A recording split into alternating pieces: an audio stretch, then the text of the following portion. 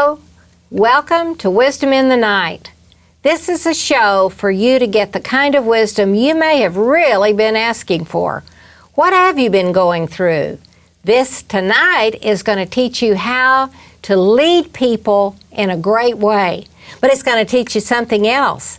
Our guest tonight has come from Flatbush in Brooklyn up to dealing with the elite, the famous, the wealthy, and helping them. You know, you have uppers that need help. You have other people that need help. Everybody needs help. And this woman tonight is going to be very special. Her name is Tiffany Whitford. I met her at an interesting situation. Tell us how we met. Well, we actually have a mutual friend, Lynette Lewis, and she was teaching at a women's conference, and I was the guest speaker at that very first conference. And you walked down the aisle, and I just fell in love with you. You were so beautifully dressed and beaming from ear to ear, and I was like, I've got to know this woman. I've got to be friends with her. And so you're stuck with me now, sister. I know, baby doll. I'm telling you, I know it. And let me tell you what I thought about you. I thought, this is the funniest woman I've been around in a long time. She needs to be a stand-up comic, right? That's right. So tell us about your life. There's people really interested in this. So I grew up in Flatbush, Brooklyn, from a Scotch-Irish-English background. My neighborhood was Marine Park. Very tight-knit community, a lot of people the same. It was pretty much the same, a lot of Irish and some Italian. And it was one of those environments where they considered us middle class. Now I'm realizing we're really almost lower middle class.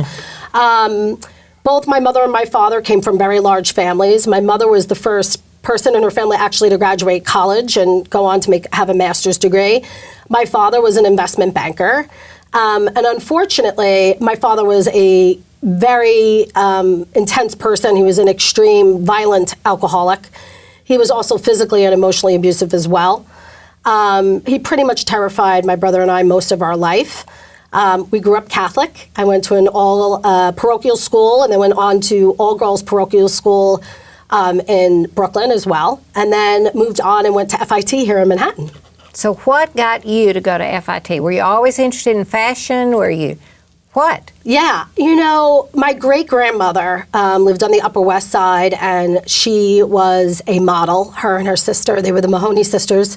And what ended up happening was she had the most beautiful apartment on the Upper West Side, and she was so pristine, Betty, and she looked so gorgeous, and she was the epitome of a lady. And when I would sleep over her house, I used to go through her closet and go through all her things, try on her Stole Martins and her furs and her jewelry. And she really taught me what it was like to be a lady and to keep a really good apartment, keep my dresser right, my closet right. And I was enthralled by her. She was the most glamorous person that I knew. So I think my love from fashion stemmed from there. And then you went to FIT. Did you major in anything specially?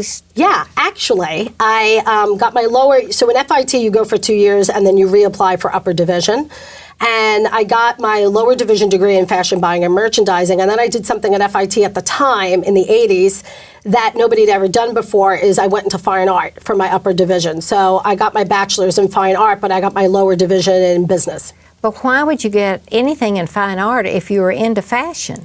I think, you know, I've always been a very artistic person, and I love the arts, and I love to be around artistic, creative people. I'm really drawn to people that are unique, the odd man out, the oddball. Are you saying that's why you love me so much? Probably. I mean, birds of a feather, right? Okay. Yeah. Well, and what'd you do after that? You went into the what? What kind of field?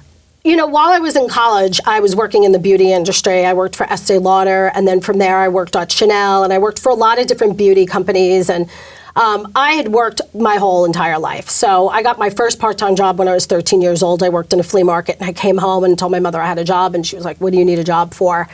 And I basically said, I want clothes. And my mother said, you got clothes. And I said, I want an upgrade. I want really nice things.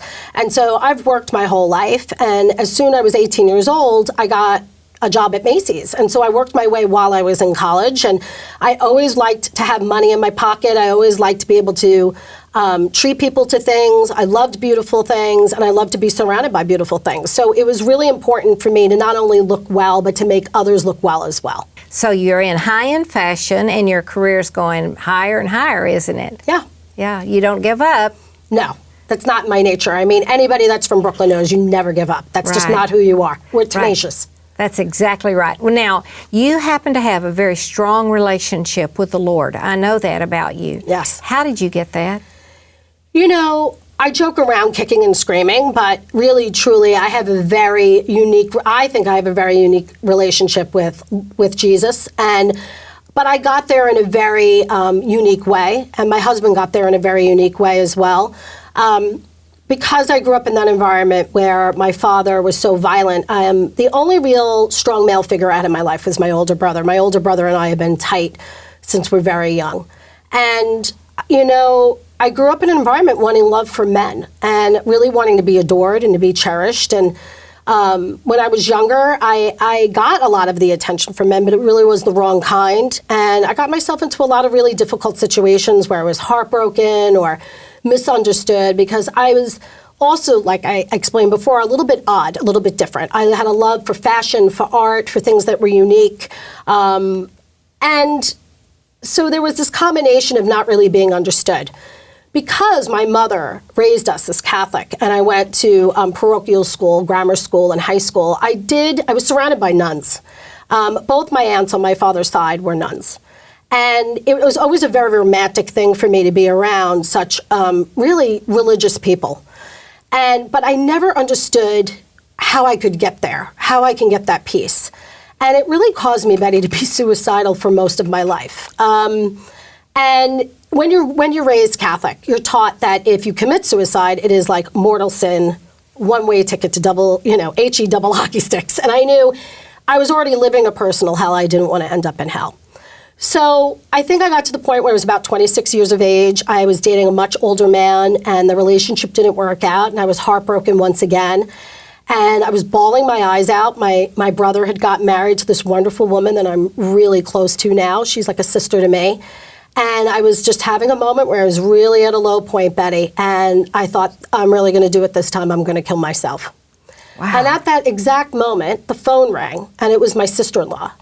And I was just like unbearable. I mean, the expletives were flying. I was going off on her. And I just said, I'm done. I hate my life. I'm unhappy. I'm sad. I feel like, I remember telling her that I felt like I was 80 years old at the age of 26. I was exhausted.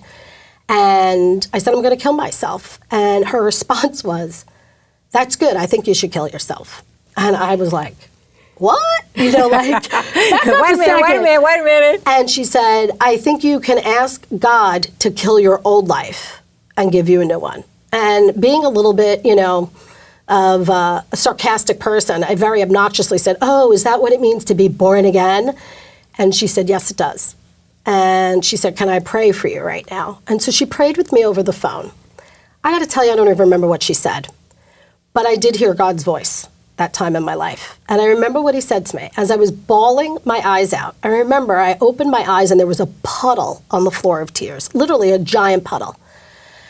And I heard Jesus say to me, as many tears as you see on that floor that you've cried, multiply that by the highest number in your head. That's how much I've been weeping for you.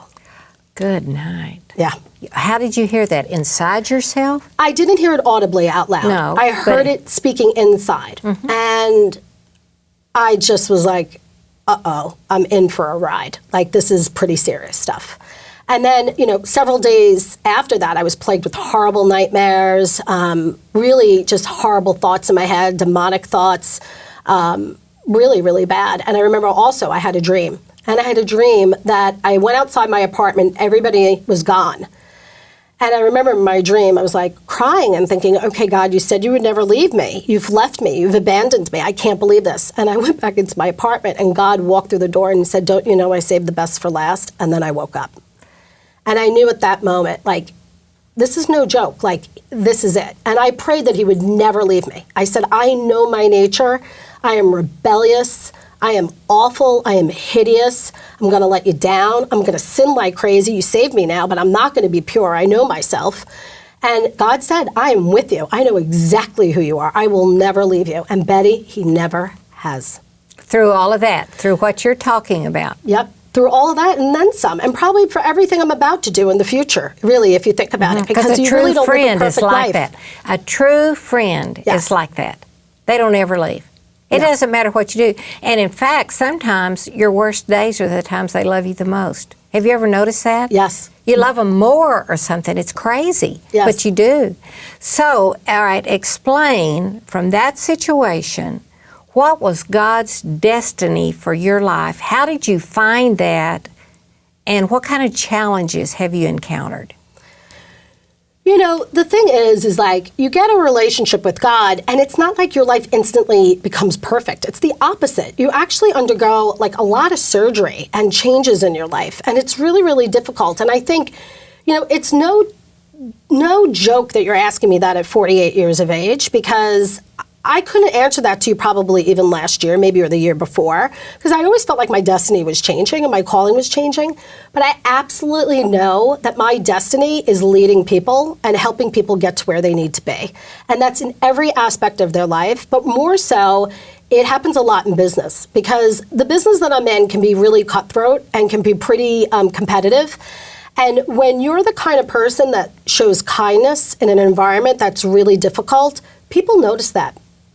What do people say about you? I know you're their boss. I know you have to take difficult situations because as long as I've known you, you keep being put into places that maybe other people wouldn't even want to go, wouldn't even want the job. And you go in and turn the whole thing around, and they're all happy and performing at the highest level from what you told me.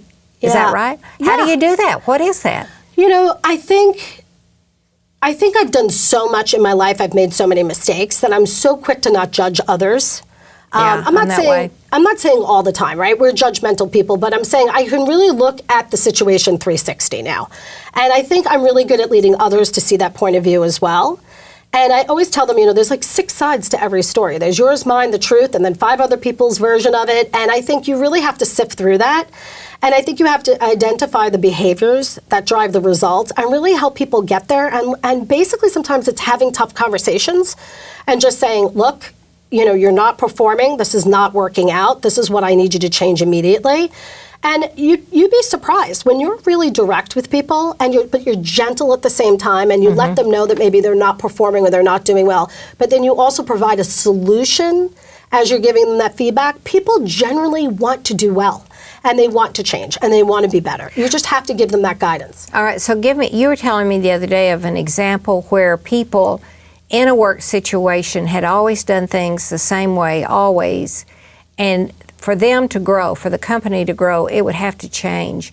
And what would be your method of going in and getting people who are established, don't want to change, set in their ways? How would you go in there and change that?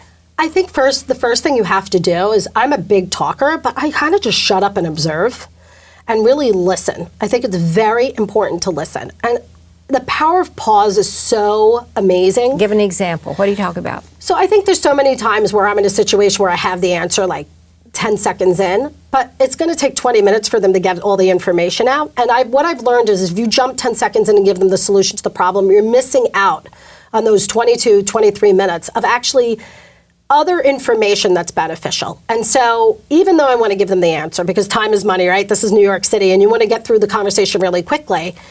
When you stop and you listen, one, they feel respected, they feel valued. But the second piece of that information is you get so much more knowledge from what they're telling you.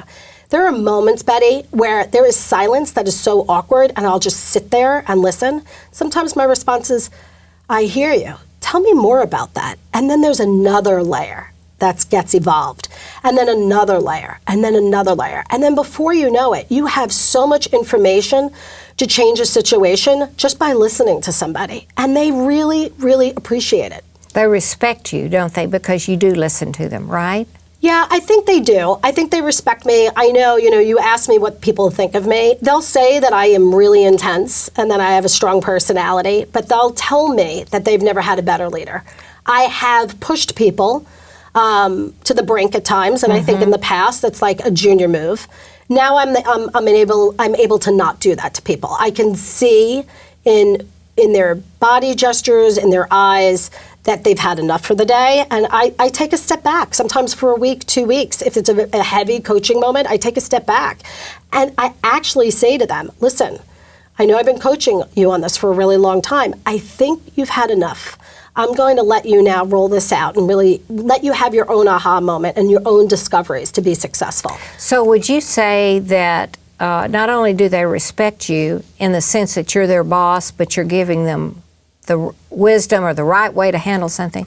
Would you say also that somehow you're able to communicate to people, I care about you. I'm being tough on you because I care about you. It's not just about the job succeeding. I want you to succeed. Would you say that's it? Absolutely, because I think I lead every conversation with, I want us to get past this. What do you think it's going to take to get past it? And sometimes they say, Tiff, I don't know what to do. And I'm like, okay, well, let's talk through it. And I think in the past, Betty, I really gave people a lot of answers. And there are moments where you have to give them answers, that they're exhausted, they're spent, and they just want you to come in and save the day. And there's moments where you have to do that. But I think the only way that they'll evolve and be able to stand on their own 2 feet and really develop as leaders is to actually just ask questions and have them come up with the solutions themselves.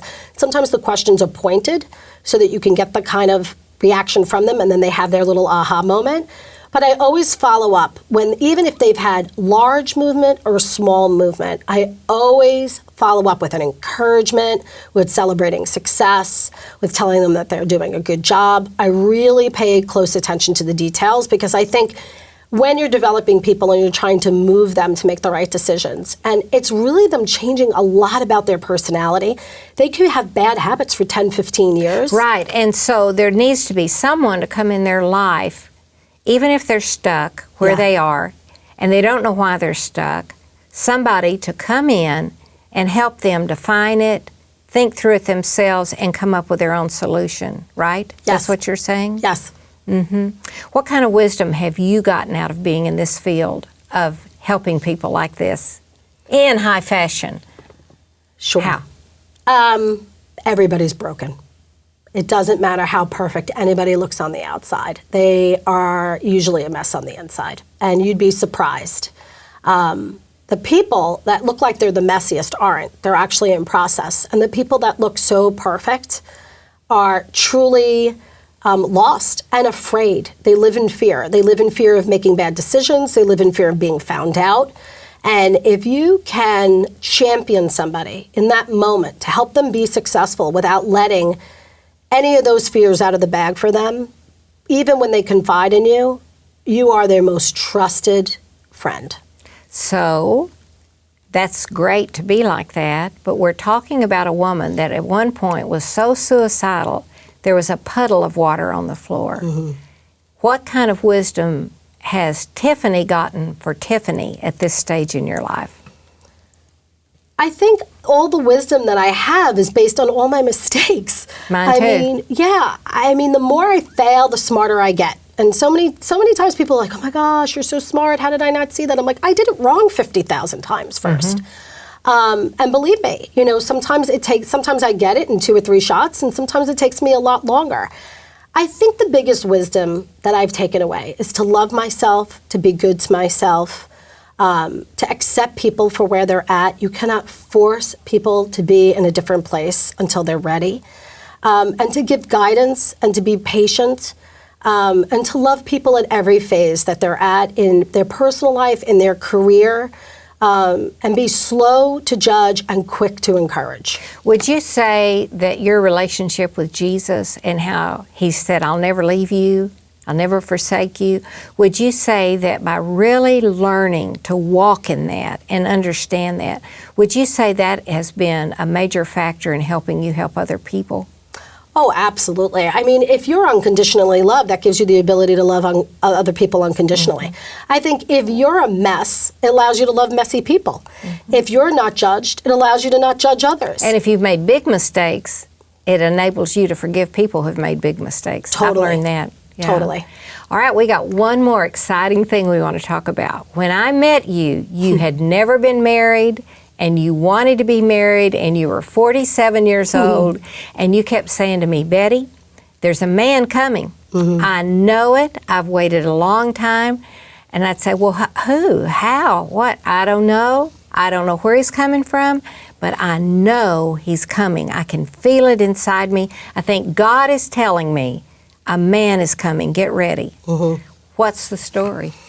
So it's the most amazing story, I think, in the history of stories. I married my childhood friend from Brooklyn. Michael grew up in Gravesend in a really tough neighborhood, predominantly Italian. We met each other when we were 13 years old. I had a shaved head. I had a mohawk. I got a little taste of punk rock. I had a big mouth, he said. He said I looked like a crazy baby chick running through the neighborhood. He accused me of always wearing my clothes too tight. I mean, his story and perception of me is so hilarious. But Michael and I were childhood friends. I mean, 100% Sicilian, second generation. And he was gorgeous. I mean, he was the neighborhood Lothario. And I wasn't attracted to him. I really liked guys that had like a chipped tooth or a scar, and he was a real pretty boy, so I was like, yeah, he's not for me. But we were best friends, and he really loved me and looked out for me. You know, it was crazy in the 80s growing up in Brooklyn. We did a lot of drugs. We got on the subway. We used to go to the Fun House in Studio 54, and we did crazy things. And he always looked out for me, and he was the one of the few men that never laid a hand on me. He never tried to make a move on me. And so, believe it or not, he found me on Facebook, and But had you seen him? Had you had any contact? So we didn't see each other for 27 years. And then he was looking for me for 7 years. And I didn't go on Facebook until I connected with some cousins I hadn't seen in a while. And I was like, I hate social media. And they're like, please stay on it. We want to stay in contact. And then all of a sudden, Michael showed up. And like, what, did he instant message you? Yeah, he instant messaged me. I had no idea what that was. I remember I was in a store, and I heard this little noise, like a bloop. And I was like, what is that? Who's got their phone back here? It was during holiday. It was November. And then one of the managers came over and was like, it's your phone. And I was like, it's not my phone. That's not my ring. And they're like, can I see your phone? And they showed me. And I was like, what is that? And they're like, somebody IM'd you. I was like, I don't even know what that is. And so they hid it. And I looked at it. And I didn't have my glasses on. I was like, I don't know who this is. So then literally 30 days later, he did it again. And I was like, who is this? And so I clicked on the little face. What did he say on it? If he messaged you? He's a typical Brooklyn guy. He was like, I think the first thing he said to me was like, could it be you? Is this truly you?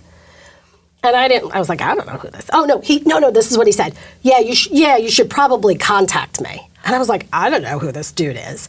And then I guess I posted something on Facebook, and I never responded to him. So the second one was like, really? With all question marks. Are you kidding me? And I was like, who is this?